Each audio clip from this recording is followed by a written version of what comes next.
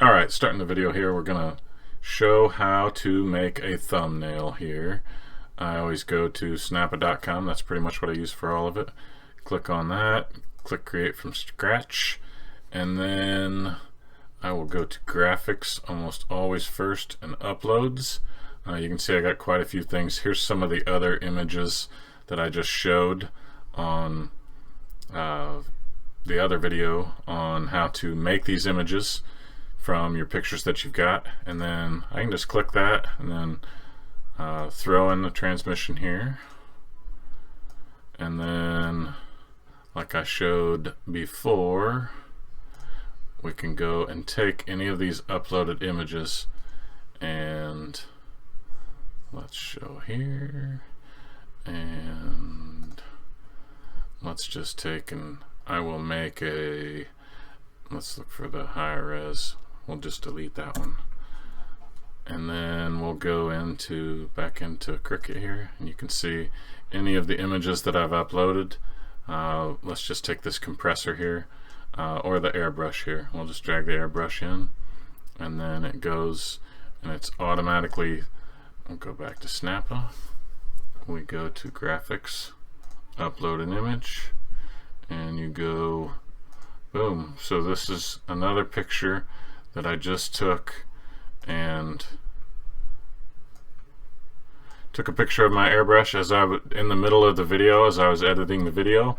And then if you have a little dot or something that doesn't quite work out right, I always just take the little shapes here and drop in a shape that's about the right size to cover what I want, get it to cover it, and then depending on what color background that you want, that you've got, and then you've got your cleaned up image. So if you move your image, you see that this dot right here comes back, but depending on where you put it, if you put it up here, come and grab your image and clean up your edges that way, and then drop in some text, however you want to do it.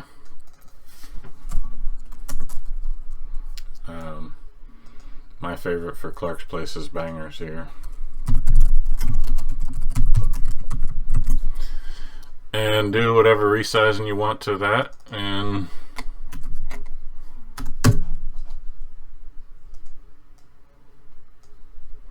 however you want to make your logo. And then I will take, and I always just do the little snipping tool, come back in and snipping tool this, and then that's my YouTube thumbnail right there. Save as, and then I always save it as number 1. That way when I am throwing the video together, when I'm doing the DaVinci Resolve up here in the upper right, I just, the very first thing it is boom, that's my first logo, and that's usually the starting slide of whatever video I've recorded. So that's another cool little tip that hopefully will help some people out. I've only been doing it a few months, or maybe 4 or 5 months now, but makes for some quick logos. I'm not the best at all, but maybe you can use something that I showed you here that you'll be able to make your own. And if there is something that I don't know that might help me make it easier, because sometimes it is difficult to go around all these edges of all the pieces. It gets it to be a little detailed. You got to really zoom in, sometimes change your color tolerances so things actually do form a decent line. It puts a little line around the outside of it.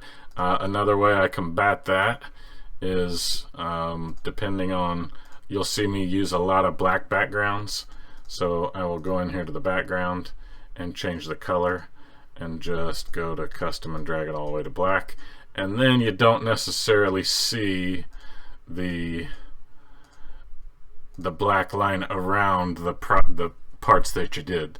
I don't know if there's a way to change the color of the line, so if you can help me, definitely I'm open to learning some new things. So teach me. I'll teach you, you teach me. Thanks for watching, everybody.